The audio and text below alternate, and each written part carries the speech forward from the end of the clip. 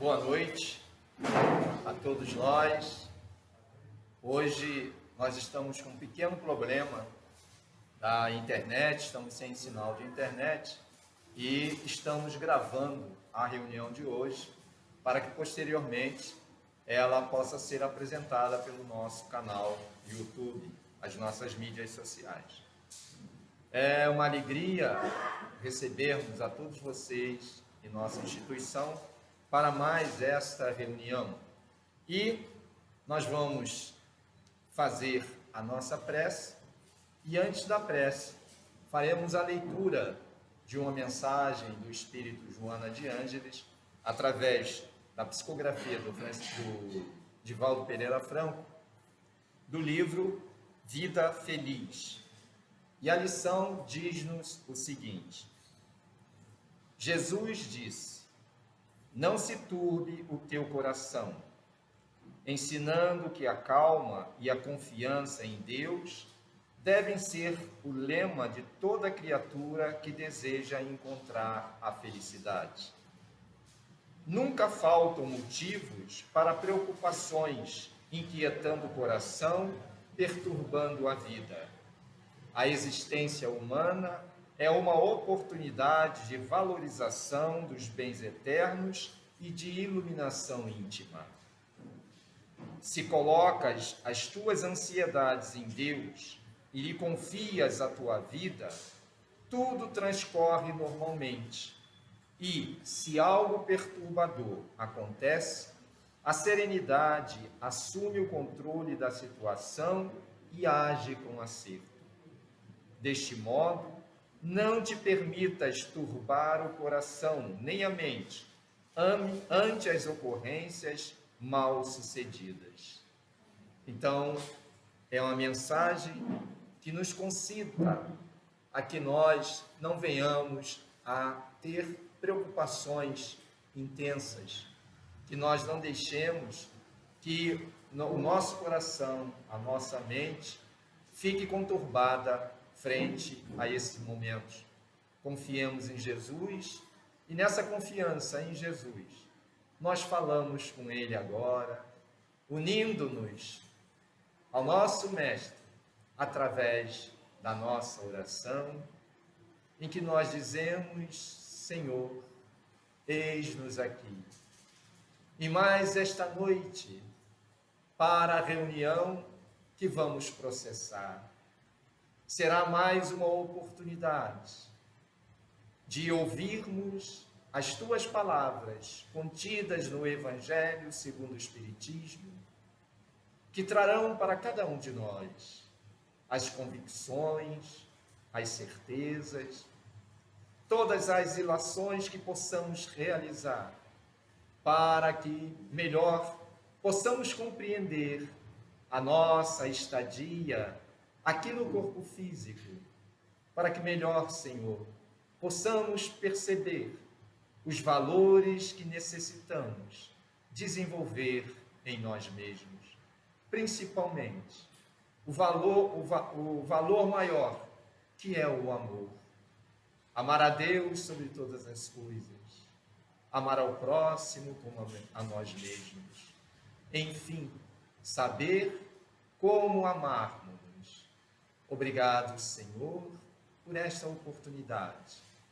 Que as tuas bênçãos que nos envolvem estejam envolvendo o nosso companheiro Marcelo, que estará expondo o tema desta noite, para que ele tenha a tranquilidade e que possa transmitir para todos nós tudo quanto nos for necessário. Se conosco, Senhor, hoje e sempre. Graças a Deus. Bem, meus irmãos, nós estamos vivendo o mês de abril e o mês de abril, no seu dia 18, é considerado esse dia como o dia do livro e o dia do livro espírita, porque em 18 de abril de 1857 foi editada o Livro dos Espíritos. E nós estamos vivendo o mês do livro espírita. E aproveitando esse mês do livro espírita, nós estamos também comemorando os 160 anos do livro O Evangelho segundo o Espiritismo.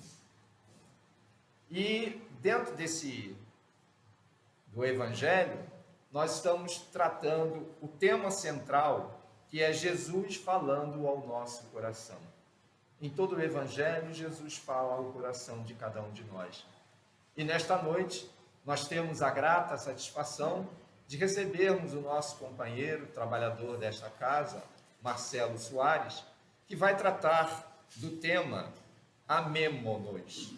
Então, nós passamos a palavra ao nosso Marcelo, desejando a ele bastante felicidade na sua exposição.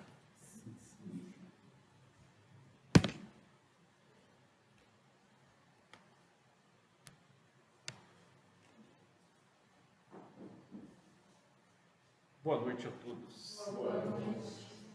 É mais uma oportunidade, né? E uma alegria que se renova na gente poder estar aqui expondo, né, o que nós estudamos a respeito desse tema, que com certeza não vai ser completo, abranger tudo, mas vai trazer uma boa ideia desse Amémonos.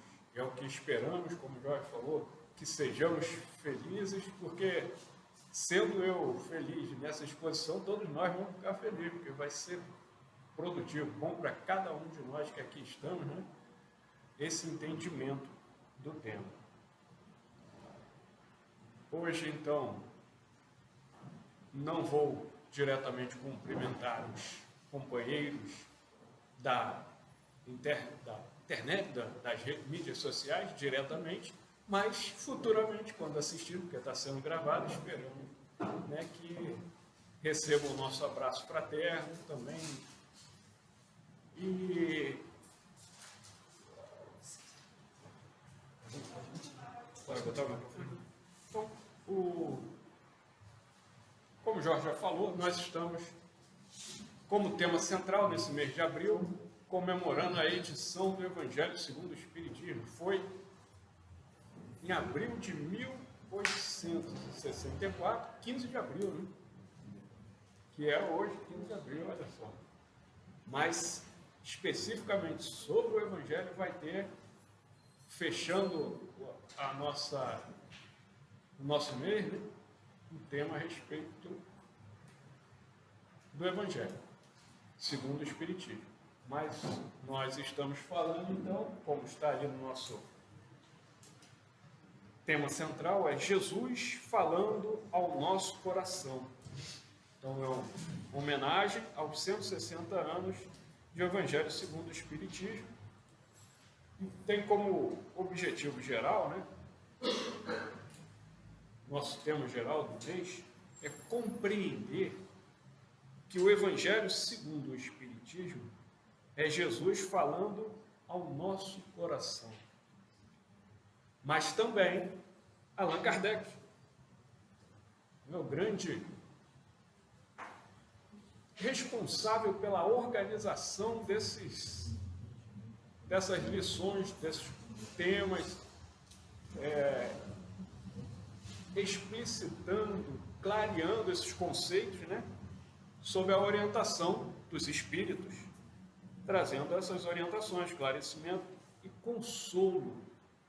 O Evangelho traz muito consolo a todos nós, né, através de diversos temas que nos mostram a atualidade dos ensinos de Jesus.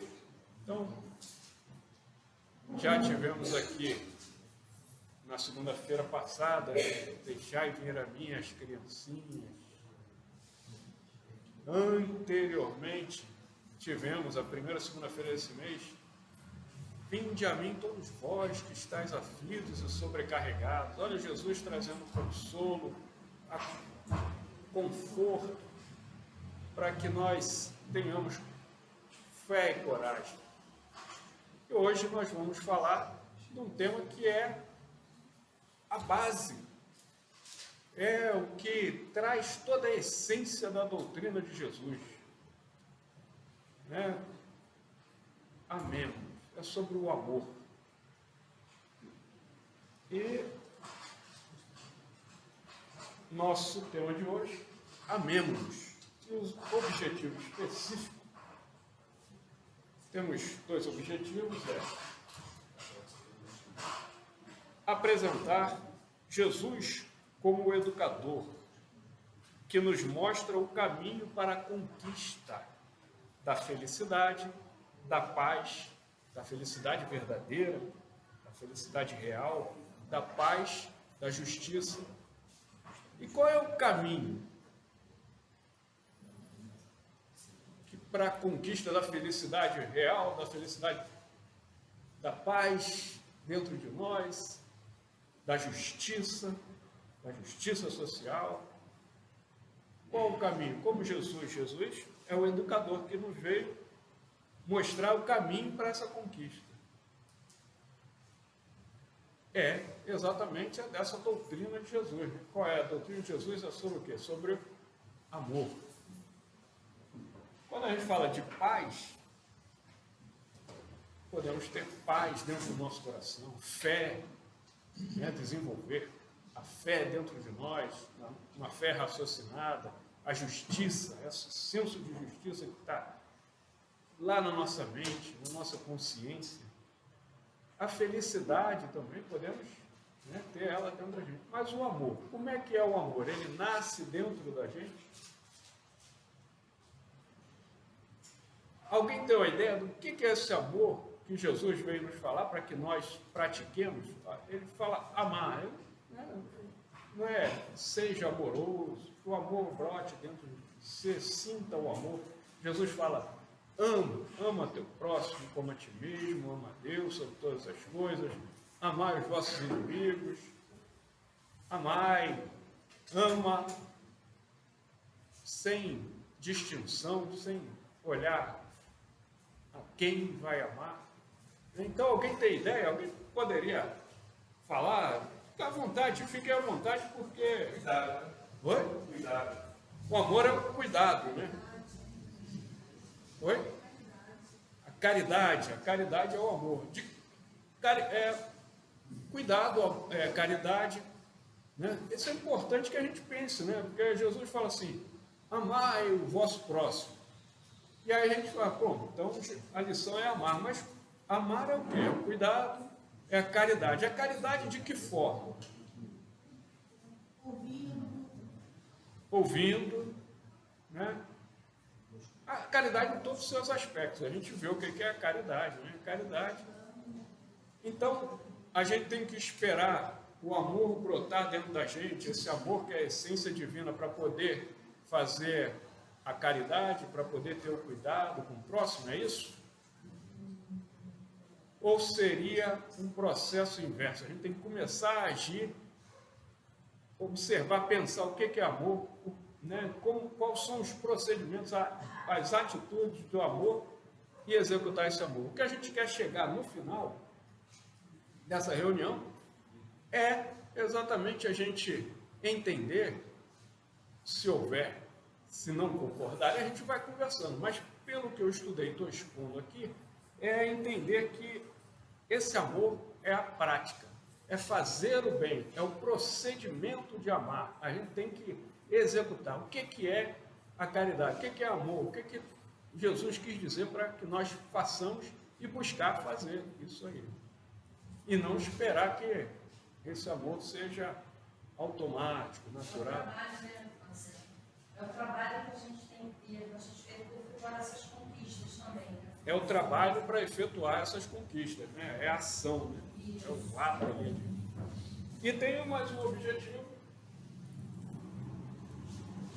que é mostrar que para alcançar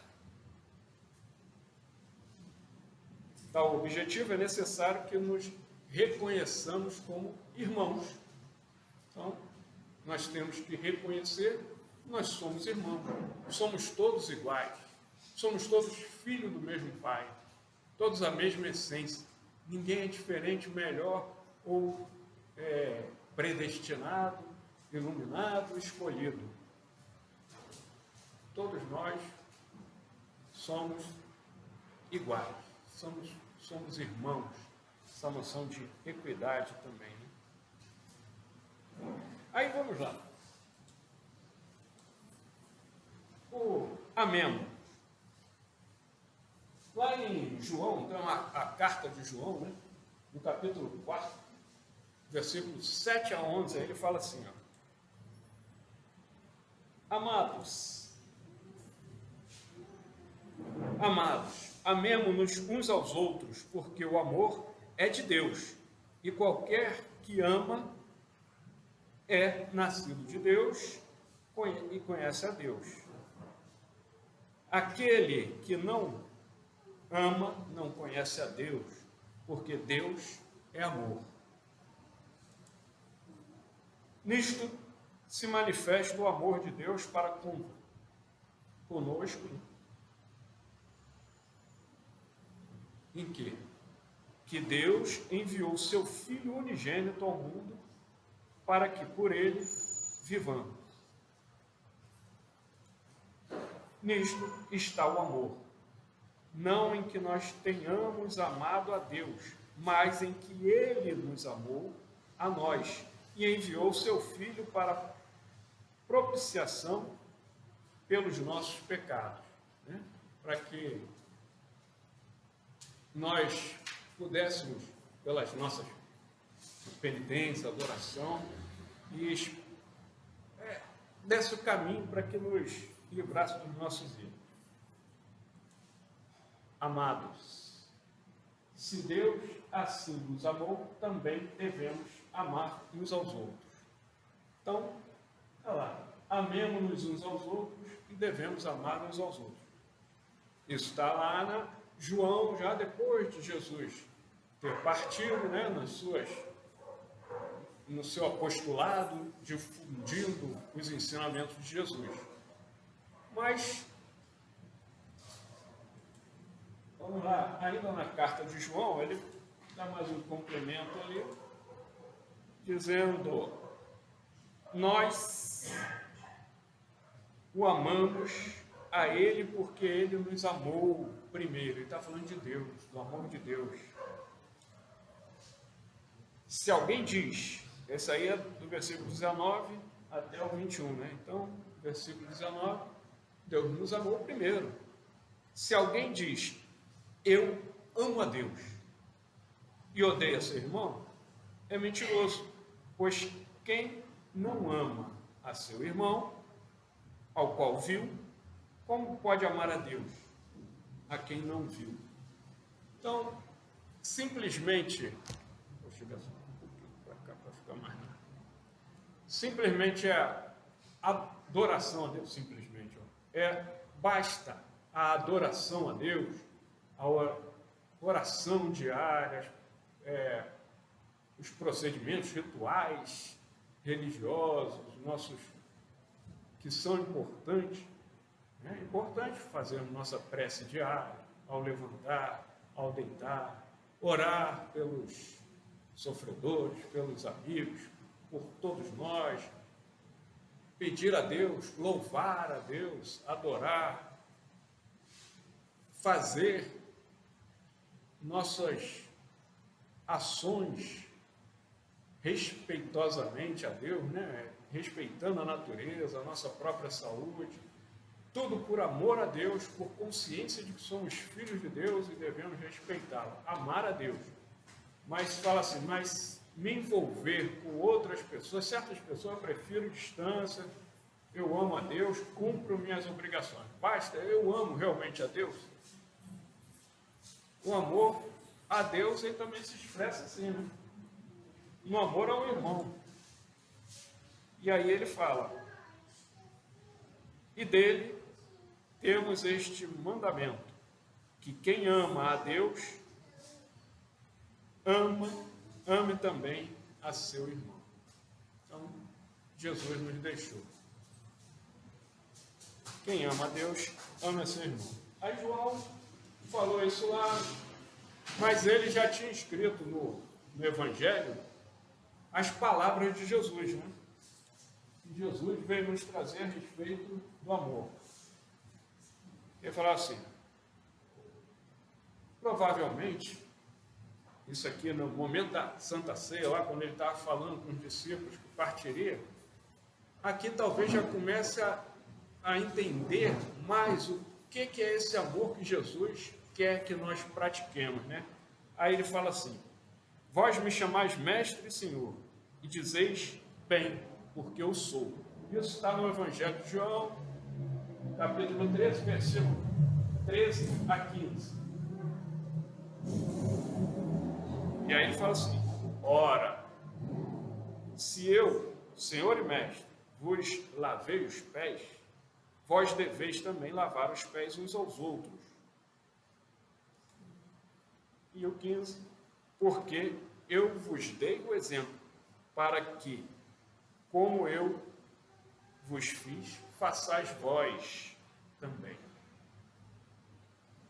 Então a gente já começa a entender o que Jesus deseja, né? Nesse momento, nessa Santa Ceia, ele vai deixar um novo mandamento, né? Aos discípulos. Ele falou, ó, o exemplo é esse, é servir ao vosso irmão, humildemente, é cuidar, né? Fazer a caridade, mas reconhecendo a igualdade de todos nós. E mais à frente, lá no versículo 34, ele fala, ó, João relata que Jesus diz, um novo mandamento vos dou, que vos ameis uns aos outros, como eu vos amei a vós, que também vós uns aos outros vos ameis. Então, amar como Jesus nos amou. Amemos-nos como Jesus nos amou. Jesus serviu, ele trabalhou, como Maríola falou, né? Ele foi lá, trabalhou, agiu para que nós, né? Ele mostrou como é que se deve amar, como se deve fazer a caridade, servir. Nisso, todos conhecerão que sois meus discípulos, se vos amardes uns aos outros. Mas essa questão do amor ao próximo, foi Jesus que veio nos trazer, criou esse ensinamento de amar, do amar ao próximo como a si mesmo? Não, né? Porque Jesus falou, eu não vim destruir a lei, mas veio dar cumprimento, veio atualizar a lei. Lá no Levítico, que é um dos livros do Pentateuco de Moisés, né? Os primeiros livros da Bíblia lá, tem a Gênesis, o livro do Êxodo, Levítico, Número e Deuteronômio. Então lá no Levítico tem isso aqui escrito, ó. Não odiarás o teu irmão no teu coração, não deixarás de repreender o teu próximo, e por causa dele não sofrerás pecado. Não te vingarás, nem guardarás ira contra os filhos do teu povo, mas amarás o próximo como a ti mesmo. Eu sou o Senhor. Então, aí a gente já vê que esse mandamento não é novo. Jesus falou, né? Aí está a prova que Jesus falou, que está lá, eu já vim cumprir. Mas quando a gente vê isso aqui, a gente pode até pensar assim, bom, eram entre os judeus e o próximo era, amar o seu próximo era o próprio judeu, o pessoal ali daquela tribo, né? Os irmãos da mesma seita. Será que era isso? Até há uma pergunta para Jesus, do sacerdote, né? Quando ele pergunta para Jesus, o que a gente deve fazer para alcançar o reino de Deus? Aí Jesus falou, amar a Deus sobre todas as coisas é o próximo como a ti mesmo. Aí ele pergunta, e o próximo? Quem é o próximo? Aí Jesus conta aquela parábola do bom samaritano, né? Que passa um sacerdote, passa um levita, e tem um camarada caído lá que foi espancado, roubado, aí vai passar um samaritano que era alguém separado ali, né? Mal visto, marginalizado pelo pessoal da Judéia, e é quem atende. Aí ele pergunta para o sacerdote, quem foi o próximo dele? Que foi tomar de compaixão, entendeu? O samaritano. Né? E aí ficou a parábola do bom samaritano. Mas lá no Levítico também, só para a gente já concluir isso aqui, mais à frente, lá também no versículo 33, 34, e quando o estrangeiro peregrinar convosco na vossa terra, não o oprimireis, como um natural entre vós, será o estrangeiro que peregrina convosco, amá-lo-ás, como a ti mesmo, pois estrangeiro foste na terra do Egito, eu sou o Senhor, vosso Deus. Então, tudo que está no Velho, muita coisa que está no Velho Testamento, Jesus veio atualizar, veio dar cumprimento ao que tem de bom ali, o que realmente é necessário para o nosso crescimento. E hoje nós estamos aqui estudando essa doutrina de Jesus por intermédio do Evangelho segundo o Espiritismo, que Kardec veio esclarecer ainda melhor para que nós entendamos. Então, ainda fica uma última questão. Aí essa eu vou pedir para a participação do pessoal aí, que a gente ficar só lendo aqui versículos da Bíblia, falando, né, vai dando uma certa dificuldade de atenção. Aí a concentração fica meio dispersa, mas me ajudem. Essa pergunta: como entender o amor a nós mesmos segundo a fórmula do Evangelho? Tudo bem, a gente... Não, está saindo, está gravando. Como entender o amor a nós mesmos segundo a fórmula do Evangelho?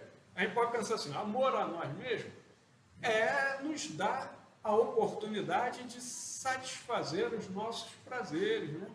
De ter as nossas sensações satisfeitas e ficar contente, alegre, né? Ou então, amor a nós mesmos é o amor próprio, aquele cuidado pessoal, né? Pensar sempre em estarmos bem. Então, existem outras formas de pensar no amor próprio, mas segundo a fórmula do Evangelho. Como é esse amor segundo a fórmula do Evangelho? Me ajuda. Nós estamos aqui, né, participando dessas reuniões, já refletindo sobre o amor de Jesus, amar a Deus sobre todas as coisas e ao próximo sobre si mesmo. Isso a gente já ouviu direto. Mas a gente já pensou o que é esse amor a Deus? O que é o amor? Amar ao próximo como a si mesmo, segundo a forma do Evangelho. Está dentro do Evangelho, não tem problema. O que é esse amor a si mesmo? Já que a gente vai praticar o amor próprio, como o amor a si mesmo.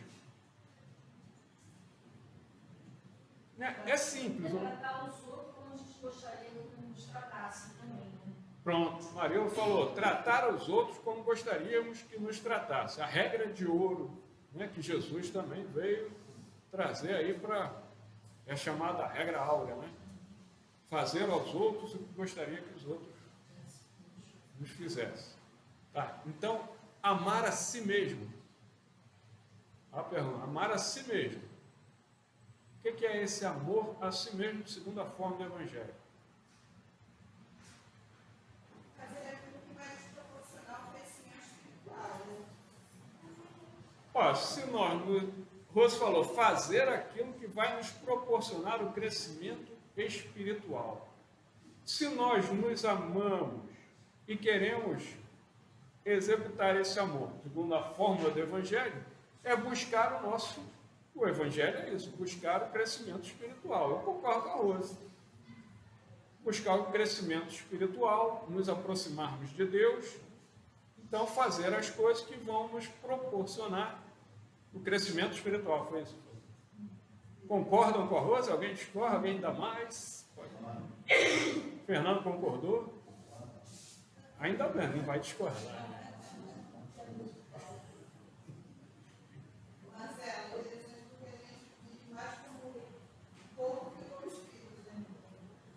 Interessante, né? A Rose falou, interessante que a gente vive mais como corpo do que como espírito. A gente vive uma vida mais material do que espiritual. E acaba parecendo que a nossa vida principal, a essência da nossa vida, é a vida material, é a vida animal, a vida orgânica. E qual é a essência da vida? Mesmo aqueles que, os filósofos, que não pregam a continuidade da vida depois da morte orgânica, mas muitos deles a essência é algo além da vida orgânica. Né? A gente vê nos filósofos aí, Aristóteles, vamos botar Descartes. Me arrisco a dizer que Descartes, quando ele faz toda aquela análise de Deus e do ser, penso, logo existo, eu sou a essência, mas Deus é a essência permanente, imutável, única. E o Espírito não, a essência, não é permanente. Então ele acha que vai acabar, né? Tem o psicólogo aí, que está em voga aí, né? O Viktor Frankl. Ele é alemão, passou pelo campo de concentração nazista, e ele fala lá, dentre as coisas que ele fala, ele coloca 3 situações trágicas que trazem um desconforto e que é o ponto onde deve se buscar um sentido em cada uma dessas situações. Ele coloca um como o sofrimento, a dor, né? E aí a gente tem que buscar um sentido da vida mesmo estando na dor, a perda de um ente querido, a dor de uma doença, ou a dor física, o sofrimento de uma separação. A culpa, ele coloca como outro ponto, né? O remorso, a culpa, eu fiz uma coisa e me arrependo, me sinto culpado, ou então tem alguma coisa que aconteceu que acaba sendo uma dor também, um sofrimento. E ele coloca um terceiro ponto, a morte. Então, ele, um psicólogo que busca o sentido da vida em dimensões assim como a dimensão orgânica, animal, a dimensão psicossocial. Ele fala, o que causa irritação? A fome, a falta de sono, orgânico, né? Perdeu a homeostase ali, né? Mas também situações sociais, psíquicas, de pressão, pode causar uma apatia, pode causar irritação. E aí a pessoa fica numa situação que ela pode se estudar, né, que fica no campo de concentração que ele estudava, né? Fica numa vida robô, que vai perder a sua individualidade, mas ele chega à conclusão que não, que cada um ali pode ter, como tinha aqueles prisioneiros então, de concentração, que estavam ali e buscavam ajudar os outros altruisticamente, e era uma decisão dele, a vontade. Então ele fala que isso vai além do psicológico, do biológico, do social. Ele fala que existe uma essência, mas ele fala que quando morre, entende-se que essa essência acaba também. Então, né, ainda tem os... A pessoa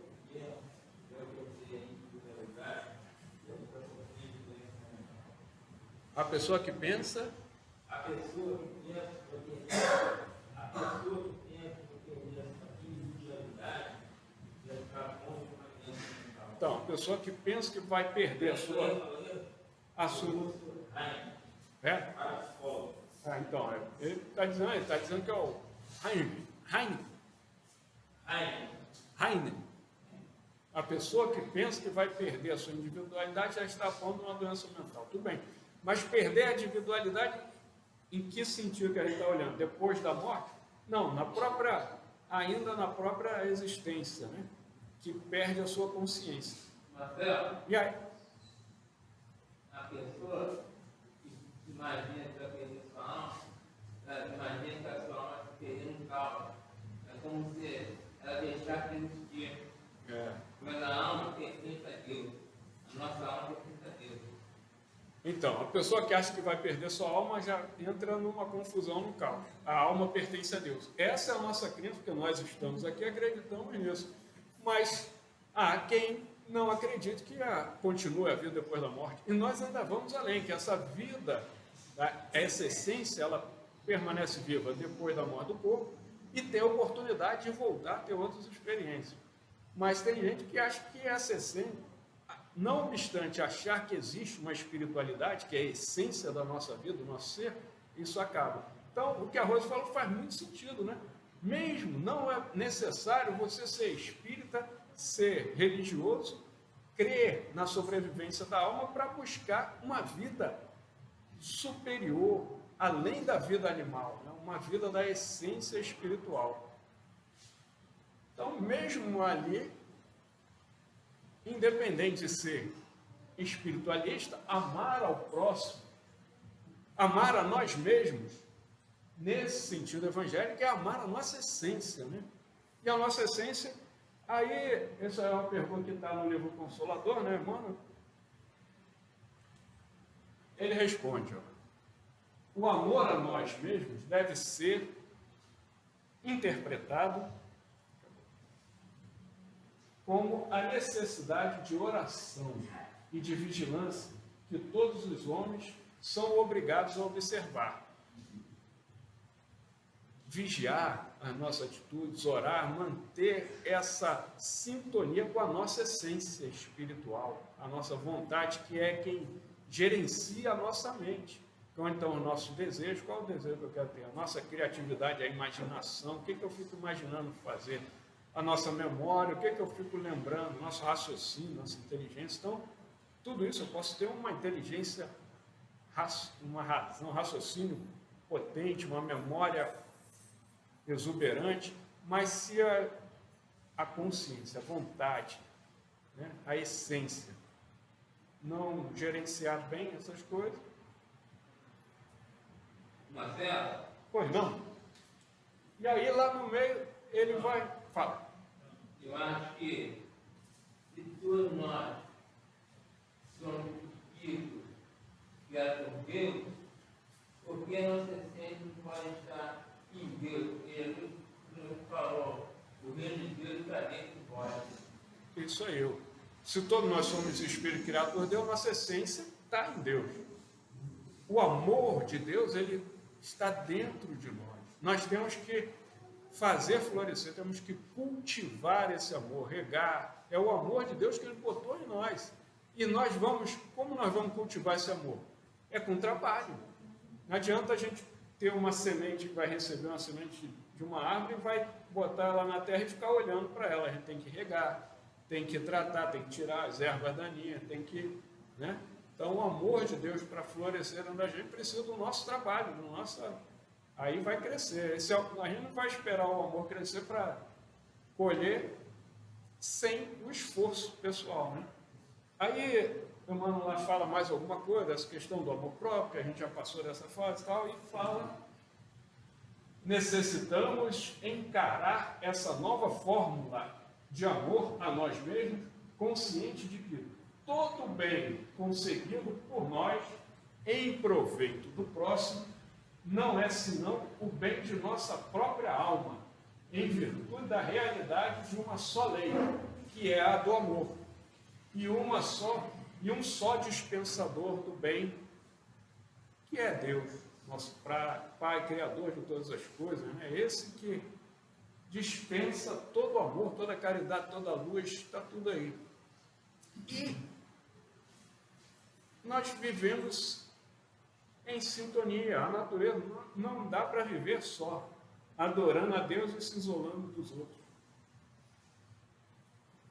temos, mas não dá, é difícil. Mas tem que começar. Depois que romper essa barreira, aí o amor vai florescer e a gente vai conviver com prazer, com gosto. E aí, para trazer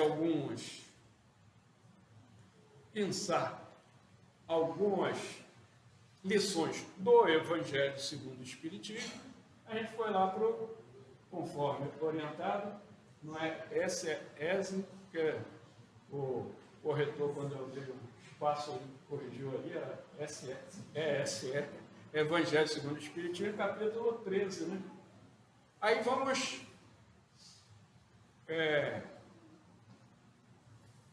esse capítulo, o título dele é Não saiba a vossa mão esquerda o que dê a vossa mão direita. Aí tem lá alguns subtítulos, né? Fazer o bem sem ostentação. Esse fazer o bem sem ostentação é Jesus, é um passagem de Jesus e análise de Kardec. 2 itens sobre isso. Os infortúnios ocultos, ainda os infortúnios ocultos, a gente vê quando tem uma tragédia, uma cheia, um incêndio, e a divulgação disso, é lógico, a gente se toca de compaixão e quer ajudar, há uma comoção social. Mas existem os infortúnios ocultos, né? Muitas pessoas que reencarnam em situações de necessidades materiais, de necessidades de companhia, de orientação, de amor, nesse sentido que nós estamos vendo, de fazer o bem, da beneficência, da piedade, e também tem lá os infortúnios ocultos, né? O óbolo da viúva, essa aí ele bota aquela parábola que todo mundo conhece, né? O Jesus sentado lá em frente ao gasofilácio. Eu aprendi essa palavra, esse óbolo da viúva. Essa, né? Gasofilácio, longos filactérios e outras coisas. Essas palavras. O gasofilácio é um recipiente que fica ali em frente ao templo, onde o pessoal vai lá e deposita as suas oferendas. Filactério, depois o Fernando vai explicar. Aí Jesus está lá sentado, quer dizer, sentado assim que sou eu, mas Jesus está lá sentado, numa outra atitude, né, com seus discípulos. Né?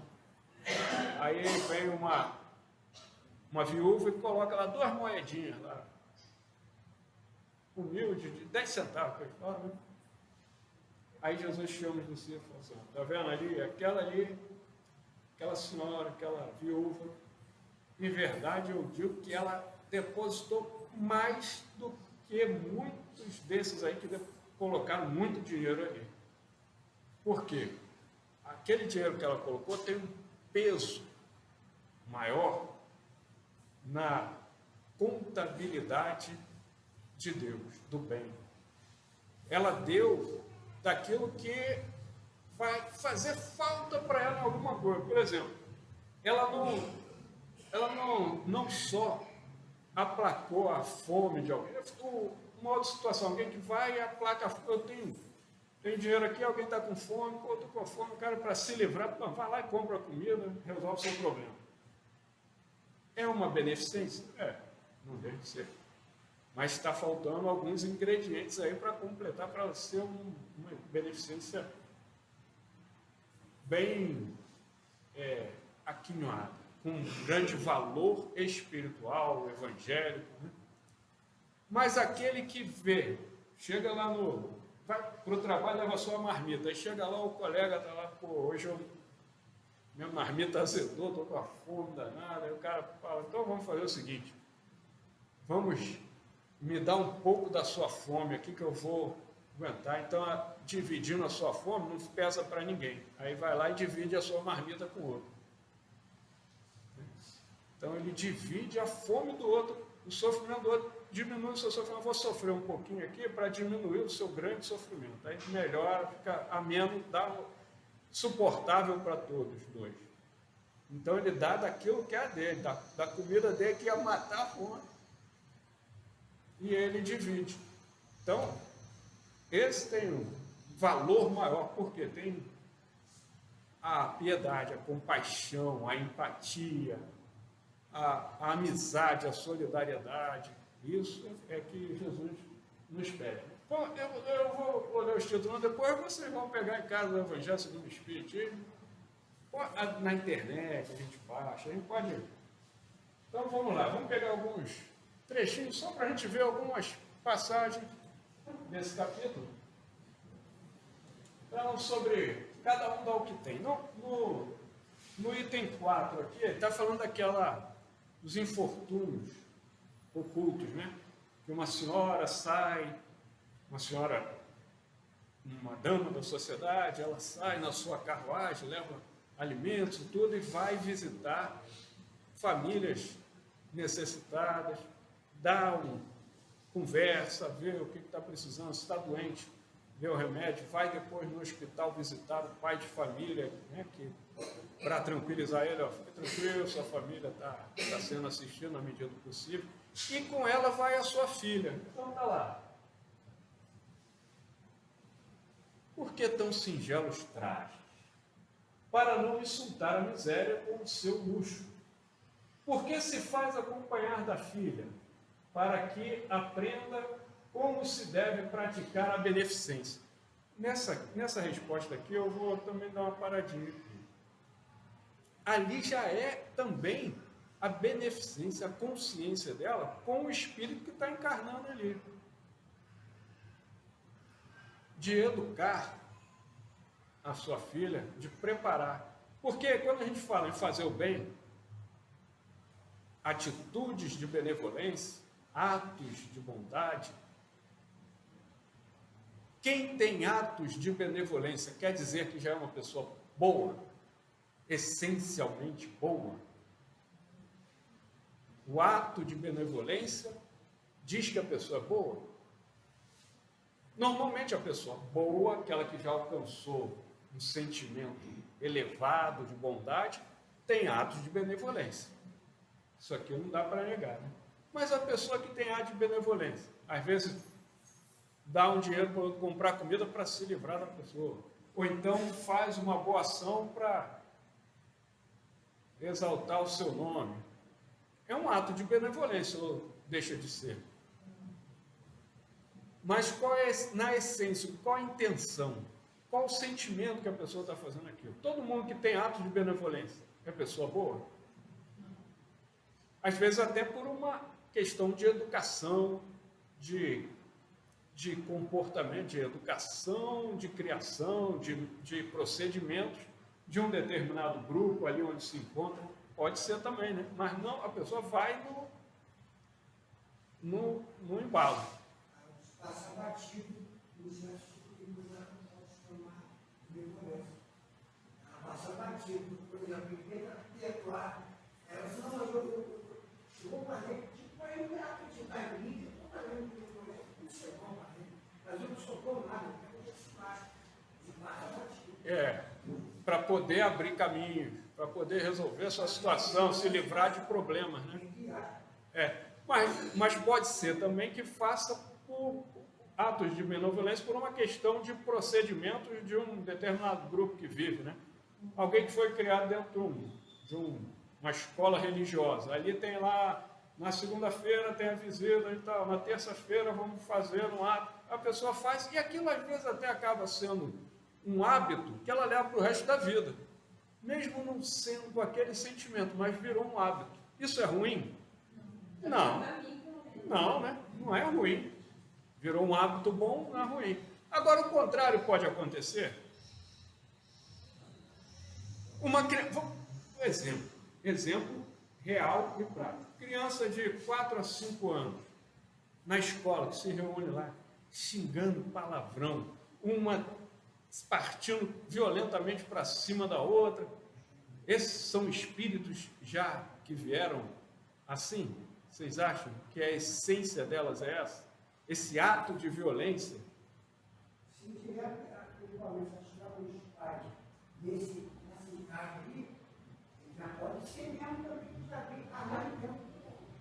Os pais são muito poucos. Mas se chegar essas mesmas crianças se elas estão lá numa atividade escolar de desenhar a família. E aí a professora, a tia chega para ela, desenha o papai bate. Desenha, papai bate. Aí a outra chega com o olho roxo e sabe que foi violência em casa. E quando se vai conversar com essas crianças, vai falar alguma coisa, elas já ficam assim, com essa atitude. Isso são hábitos também que vão sendo colocados na criança. Então, atos de violência também, de crueldade, de perversidade, podem ser. Então, é muito importante a gente ter essa consciência da educação das crianças, e mesmo aqueles que não são nossos filhos, a gente tendo a oportunidade de trazer alguma possibilidade de trazer alguma orientação de atos bons que vai trazer para ela um hábito melhor, é a nossa obrigação também. Então, a mãe, porém, lhe diz: que podes dar, minha filha, quando nada tens de teu?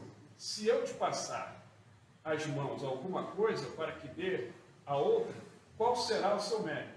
Nesse caso, em realidade, serei eu que estarei fazendo, né? Não é justo. Quando visitamos os doentes, tu ajudas a tratá-los. É uma coisa que ela pode dar dela. Ou então, pode também aprender a fazer roupinha para as crianças. Vem um material, reúne-se aqui no centro, vamos dizer, um grupo de senhoras e de senhores também, que não tem nada a ver. Eu tenho uma boa habilidade de costurar, mas ainda não. Então, vem lá, material, pano, linha, e aprende-se, desenvolve-se uma habilidade de costurar. Aquela roupa vai ter agregado ali o seu trabalho, aquele material que você recebe. Quando a gente ora por alguém, Deus ajuda aquele irmão que está doente. Deus traz harmonia para aquele lar em desequilíbrio. Deus ajuda aquele espírito que desencarnou em sofrimento, em revolta. Aí, como é que é isso? Deus, aí você pede a Deus, Deus vai lá e ajuda direto a pessoa? Quando nós oramos a Deus, nós nos sintonizamos com o amor de Deus que está constantemente sendo distribuído para nós. Aí nós vamos lá e buscamos nessa fonte e recebemos de acordo com a capacidade que nós desenvolvemos e doamos para aquela pessoa em quem estamos pensando, de acordo com a capacidade que temos de doação. Se tem uma pessoa com sede, eu vou na fonte de água, com um copo, eu vou pegar um copo d'água e vou trazer para aquela pessoa. Se tem diversas pessoas com sede, eu posso ir lá e buscar um copo, dar para uma, um copo para outra, ou então posso já ir com uma jarra. Se eu tiver uma jarra, eu já vou na mesma fonte, trago uma jarra de água e atendo mais pessoas, ou atendo melhor a uma pessoa. Então, é a minha capacidade de receber e de doar. Pessoal, me desculpa, não deu.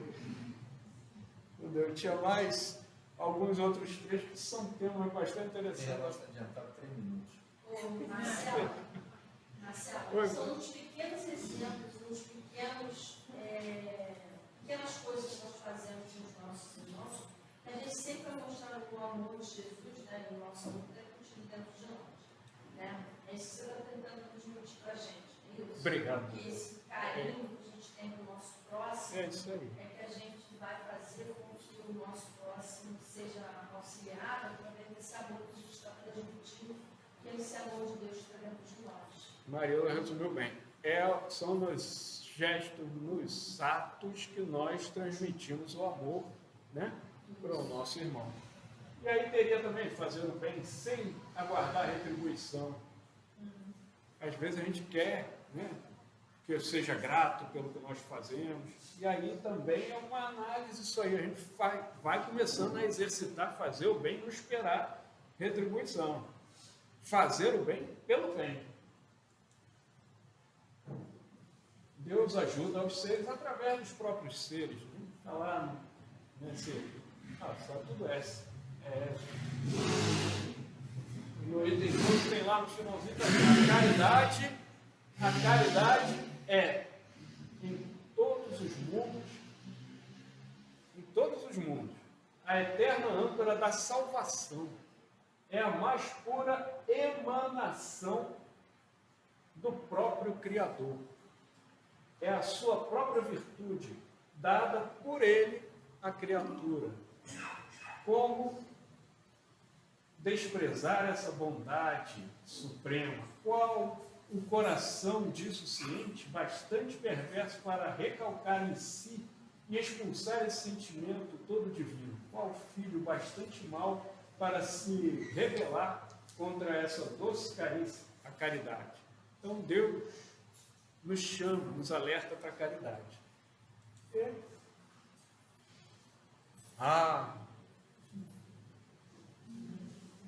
Essa é difícil. Concordar com o adversário, meu amigo, adversário de futebol. Por exemplo, há quem diga que pela atuação do juiz no último jogo, o Flamengo já está bem encaminhado para ser campeão dessa. Aí, pronto, vou arrumar confusão. Flamenguista, se for um flamenguista caridoso, ele vai concordar. Ele não é aquela opinião dele. Tá bom. É isso que você pensa? Política, então, meu amigo, não vai se resolver. Não adianta a gente ter opinião, acho que todo mundo está cheio de razão. Não dá. Esquecemos de buscar a essência divina, que não vai, a política não vai melhorar a nossa essência divina. O Evangelho vai. Então, só para terminar essa aqui. Meus caros amigos, essa está no item 15. Todos os dias ouço entre vós dizer: sou pobre, não posso fazer a caridade. E todos os dias vejo que faltais com a indulgência aos vossos semelhantes. Nada lhe perdoais e vos arvorais em juízos, muitas vezes severos, sem querer saber se ficarias satisfeitos, que do mesmo modo procedesse convosco. Não é também caridade a indulgência? Vós que apenas podeis fazer a caridade, praticando a indulgência, fazei-a assim, mas fazei-a largamente. Então vamos terminar com essa ideia da indulgência. Essa aí já é boa para a gente, né? Facinho, facinho. Aí não vai brigar mais, não vai ter problema no trânsito, no transporte, no caixa do supermercado, não, em casa não. Em casa então é uma maravilha, né? Ninguém briga em casa, duvido. Então, pessoal, é muita coisa fácil para a gente fazer. Muita coisa fácil.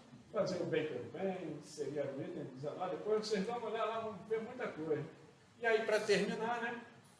Agora terminar mesmo. Não, essa aqui eu vou pular. Fazer o bem seu quem para terminar é essa aqui. Ó. Amemo-nos. Então está lá no prefácio do. Agora só certo, né? Evangelho segundo o Espiritismo. O Espírito da Verdade fala.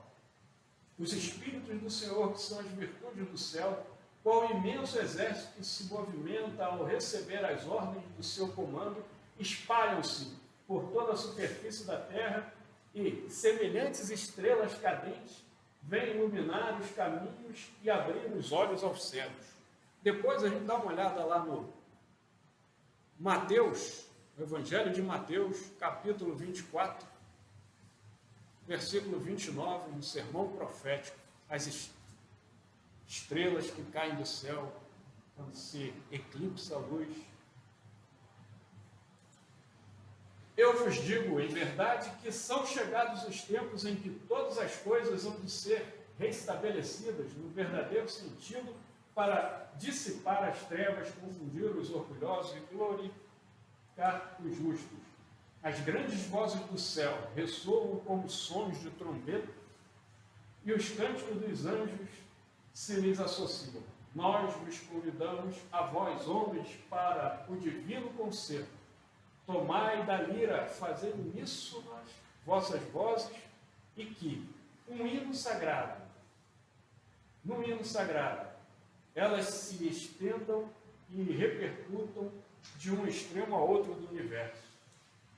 Homens, irmãos, a quem amamos, aqui estamos juntos de vós, amai-vos também uns aos outros, e dizei do fundo do coração, fazendo as vontades do Pai que está no céu. Senhor, Senhor, e podereis entrar no reino dos céus. Esse é o prefácio do Evangelho segundo o Espiritismo. E aí, terminando.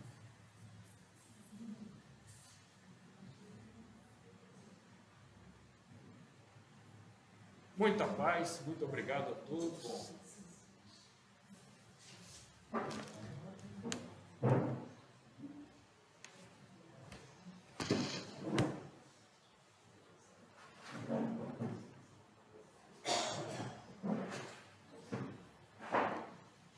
Bem, meus irmãos, está aí o que o nosso querido Marcelo trouxe para nós, dentro desse tema, amemo-nos, fazendo assim um passeio por dentro do Evangelho e dando-nos as informações necessárias.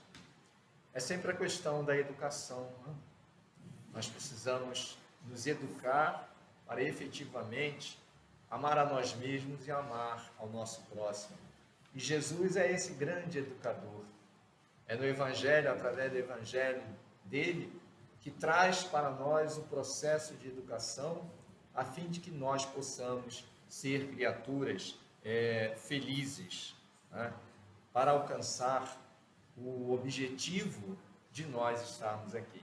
Então agradecemos ao nosso querido amigo e irmão Marcelo por essa exposição, levando-nos ou trazendo-nos reflexões bastante pertinentes a esse tema, que é amar a nós e amar ao nosso próximo.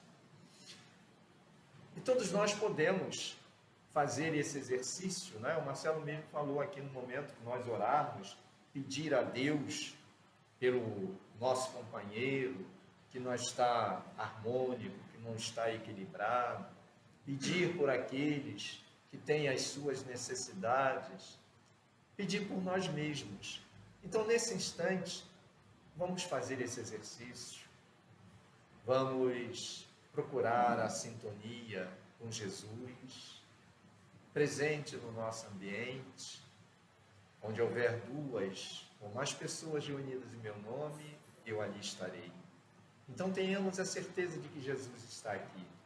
E aí nesse instante nós vamos falar com Ele e dizer: amigo Jesus, como é bom estarmos aqui. Como é bom, Senhor, encontrarmos-nos neste salão, ouvindo e falando do Teu Evangelho, procurando em cada um de nós as condições que possam nos conduzir a esse sentimento mais elevado e mais sublime, que é o sentimento do amor. E fazer com que, Senhor, o amor já instaurado em cada um de nós, por Deus, nosso Pai Criador, fazer com que este amor, ele possa trazer frutos, para que esses frutos conduzam-nos com firmeza, com segurança, amando indistintamente a todas as criaturas, amando a nós como espíritos que somos criados por Deus, com destino à perfeição, e vendo no nosso próximo, no nosso semelhante, alguém tal qual nós, idêntico também, que busca o seu encaminhamento para a perfeição, para a felicidade. Que nós possamos auxiliar-nos que possamos estender as mãos àquele que está no nosso lado, está na nossa caminhada. E se porventura, Senhor, não tivermos a condição de estender a mão, por ser alguém que se encontra mais distante de nós, muitas das vezes identificado com outras condições, que nós possamos emitir bons pensamentos, boas energias para esses companheiros, ao invés da crítica ácida e muitas das vezes mortal. Obrigado, Senhor, por nos conduzir por este caminho, para que nós possamos estar reflexivos sobre a nossa própria condição. Muito obrigado, Jesus, pela tua bênção, pela tua paz, e ser conosco hoje e sempre. Graças a Deus. Nós daremos continuidade na próxima segunda-feira. Deixa eu botar o meu auxiliar. Na próxima segunda-feira, com o tema Batei à porta e se vos abrirá. A exposição vai ser do nosso amigo Edson Paes e o nosso outro amigo, Gabriel Cavalcante, estará fazendo a direção da reunião. A todos aqueles que estão nos assistindo agora, através dessa gravação, a gente convida para que na próxima segunda-feira, com tudo já restabelecido, possam estar conosco pelos canais normais, aqueles que estiverem em sua residência e os que estiverem aqui no salão, dando-nos o prazer da sua presença. Me parece que não há ninguém de primeira vez, todos nós aqui já somos bastante conhecidos, e neste momento nós vamos ao instante do passe. Aqueles que estiverem necessitados, que estiverem precisando do passe, aqueles que estiverem se sentindo não muito bem, podem buscar o recurso do passe. O passe não é obrigatório, mas também ninguém está estando bem, sentindo que está bem, não precisa receber o passe. Aqueles companheiros que vão aplicar o passe, por gentileza, dirijam-se nesse momento à sala de passe e nós estamos encerrando a nossa reunião na sua primeira parte.